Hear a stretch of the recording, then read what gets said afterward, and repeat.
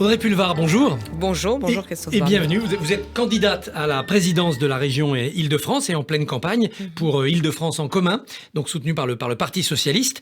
Aujourd'hui, c'est le déconfinement. Soutenu par 6 partis. 6 partis, dont le Parti socialiste, principalement le Parti socialiste. Oui. C'est le déconfinement à partir d'aujourd'hui.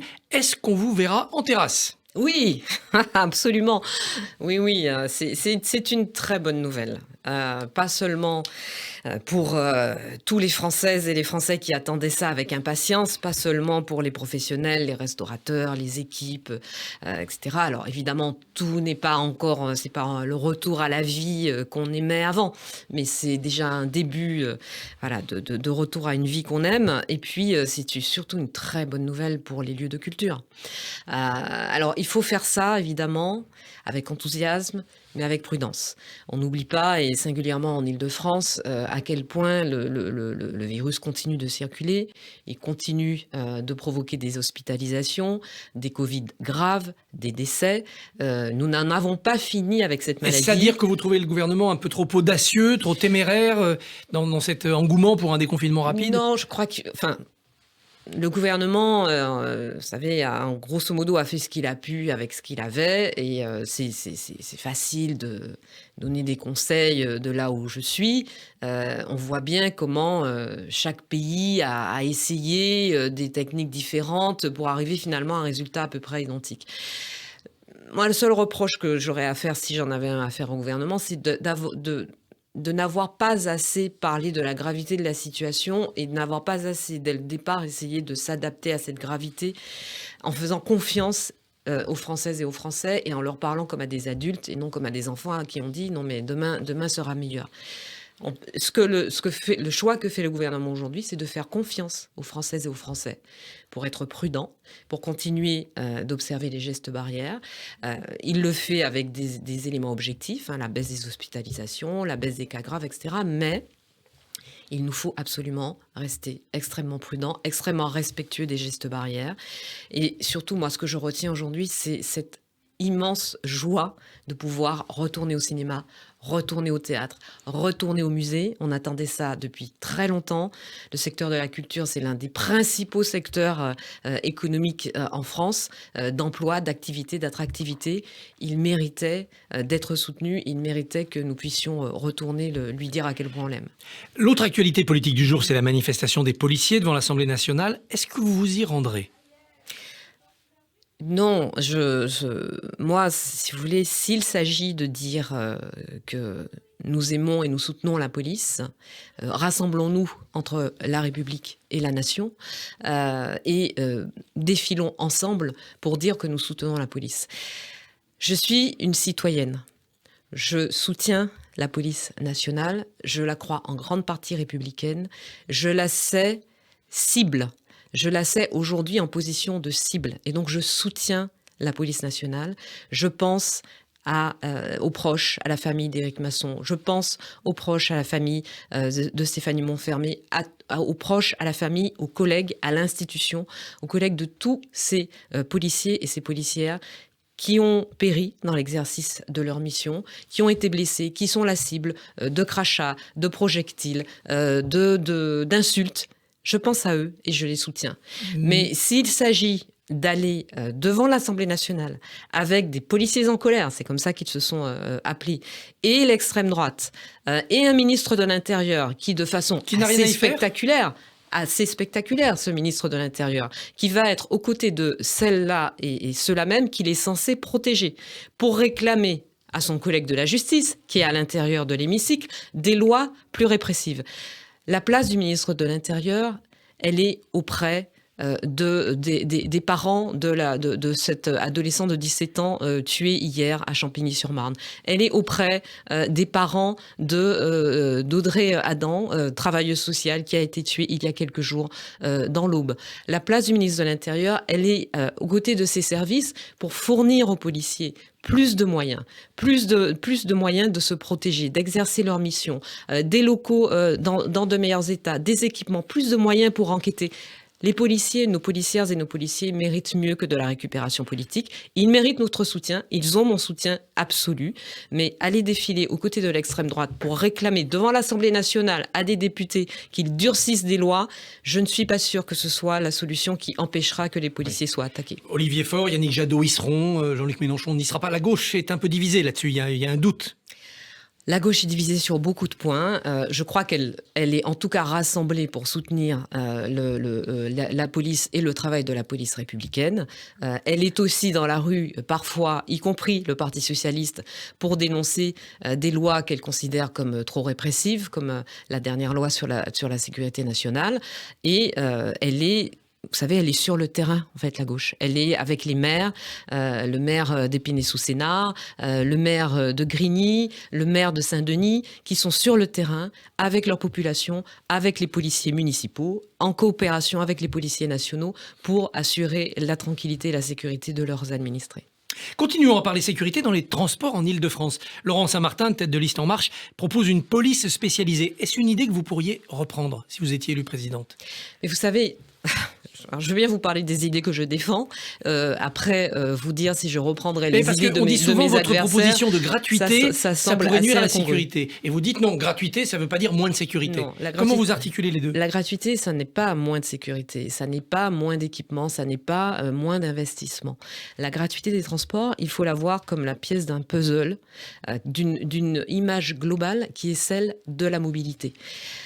Les transports, ça ne se réduit pas à la gratuité. La mobilité, ça ne se réduit pas au transport. Ce que nous portons, c'est l'idée de la gratuité progressive des transports en Ile-de-France, d'abord pour les jeunes, pour les 18-25 ans, puis progressivement au fil des années du mandat pour tout le monde, parce que nous considérons que c'est un enjeu de justice sociale, de pouvoir d'achat, c'est plus d'argent dans les poches des Franciliennes et des Franciliens, et un enjeu de réponse à l'urgence climatique. La gratuité ne s'est jamais accompagnée d'une dépréciation du service. Aujourd'hui, il y a 1,5 million de Français qui vivent dans des villes où les transports sont gratuits. Ça ne s'est pas traduit par une dépréciation du service. Ça ne s'est pas traduit par une dégradation par les usagers du service. Ça s'est traduit parce que la demande était plus forte, parce que l'aménagement du territoire bouge autour des gares, par plus d'équipements, plus de modernité et pour nous plus de sécurité. La sécurité dans les transports, c'est une inquiétude quotidienne pour les Franciliennes et les Franciliens. 6 Franciliennes et Franciliens sur 10 qui prennent les transports le font en ayant la boule au ventre, en ayant peur d'être agressés. Donc c'est un sujet qui est très important, mais qui peut être fait en même temps qu'on fait la gratuité. L'un n'exclut pas l'autre. Pour financer cette gratuité, vous proposez de taxer les pollueurs, les poids lourds pollueurs, et puis les propriétaires riches d'immobilier. Est-ce que vous aurez les moyens législatifs, si j'ose dire, à la tête de la région, de faire ces réformes-là ? Mais vous savez, la loi climat qui est bien imparfaite et qui a été solennellement votée et promulguée il y a quelques jours encore, cette loi prévoit, article 32, si ma mémoire est bonne, que les collectivités pourront mettre en place une fiscalité écologique. Et c'est ce que nous appelons, nous, cette contribution que nous voulons lever sur les transports de marchandises les plus polluants. Il ne s'agit pas évidemment de taxer monsieur et madame tout le monde qui est dans sa voiture individuelle, et de rétablir une contribution pour les grandes fortunes immobilières. Vous savez, la suppression de l'ISF, elle a représenté une perte de recettes fiscales de l'ordre de 3 milliards d'euros pour l'ensemble de la France, dont 1,5 milliard pour l'Île-de-France. Quand l'ISF a été supprimé, je vous rappelle que les Gilets jaunes qui étaient mobilisés réclamaient son rétablissement, quand l'ISF a été supprimé, eh bien, personne n'a réclamé en Île-de-France, et surtout pas Madame Pécresse, son rétablissement. Quand il s'agit de supprimer 1,5 milliard d'euros par an de contribution pour les plus riches, personne ne s'en offusque, sauf les Gilets jaunes. Et quand il s'agit de rendre gratuits des transports en commun pour tous, et donc pour les classes populaires, pour les classes moyennes, pour les plus modestes, pour les jeunes, là, tout le monde s'en offusque. Nous faisons le choix de transports en commun qui soit un service public gratuit pour l'ensemble des Franciliennes et des Franciliens. Vous souhaitez aussi faire travailler plus longtemps les seniors. Pour quelles raisons ?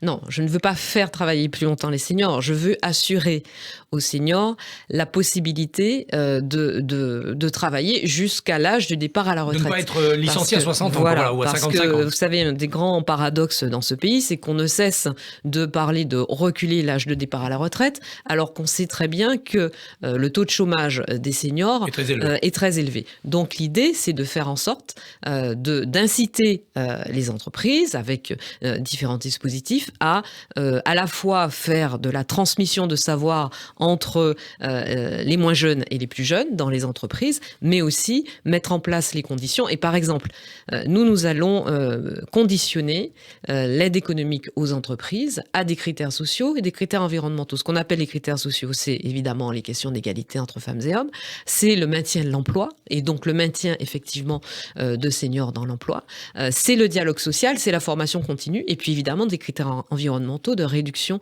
de l'empreinte carbone des entreprises. Comment pensez-vous favoriser l'union de la gauche entre les deux tours? Est-ce qu'il y a déjà un protocole mis en place entre vous de retrouvailles, ou est-ce qu'on attend le soir du premier tour pour se passer un coup de fil? Non, alors il y a les responsables de campagne les uns les autres se parlent, s'appellent. Moi, je suis sur le terrain avec les Franciliennes et les Franciliens. Je vais à leur rencontre, je les vois tous les jours, je suis dans les gares très tôt le matin, en grande couronne, en petite couronne, à Paris. Ils veulent cette union, je discute avec eux. Mais vous savez, en fait, ils ne m'en parlent pas du tout. C'est ça la réalité. C'est que ça n'est absolument pas un sujet de préoccupation pour eux. Ils regardent les programmes. Ce qui les intéresse, c'est ce que nous portons. Les deux choses dont me parlent les Franciliennes et les Franciliens en permanence. Eux, hein, pas moi qui leur parle. Ce que eux me disent, c'est oui pour la gratuité des transports, mais comment vous faites?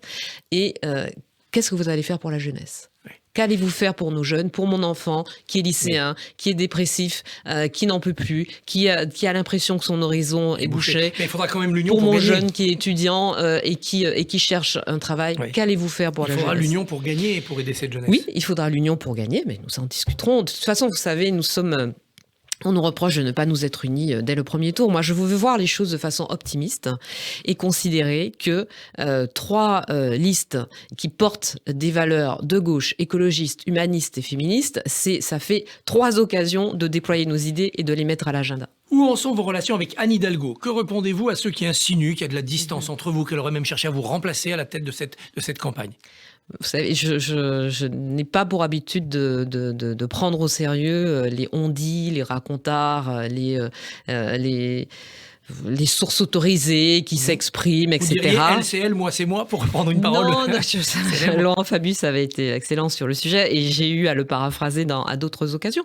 Non, je dis pas elle, c'est elle, moi, c'est moi. Je dis que moi, je suis en campagne, j'ai le soutien officiel et constant du Parti socialiste et Anne Hidalgo en fait partie. Donc, elle était avec moi et avec d'autres au Pré-Saint-Gervais il y a encore quelques jours, donc je ne doute pas de son soutien. J'ai surtout le soutien, je le vois au quotidien, des militantes et des militants sur le terrain et de beaucoup de Franciliennes et de Franciliens, et c'est pour eux que je suis là. Un mot de ce qui se passe en Israël. Le gouvernement français se range derrière la médiation égyptienne, entre autres, pour que cessent les affrontements. Est-ce une bonne diplomatie ou est-ce que ce n'est pas un moyen pour la France de se laver les mains et de dire on s'en occupe pas?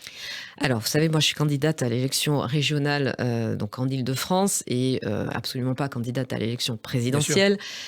Et je ne suis pas sûre que mon opinion sur ce qui se passe en Israël et la situation là-bas soit réellement relevant, comme on dit, mais la communauté juive est inquiète ici aussi. Et... Vous savez, ce qui est important, à mon sens, c'est évidemment reprendre le processus de paix. Beaucoup se sont prononcés, y compris c'est la position de la France, pour 2 États, pour que Israël vive en sécurité et en sérénité et que les Palestiniens aient également un État dans lequel ils sont en sécurité et en toute légitimité. Évidemment qu'il faut être... Il faut garder ce cap.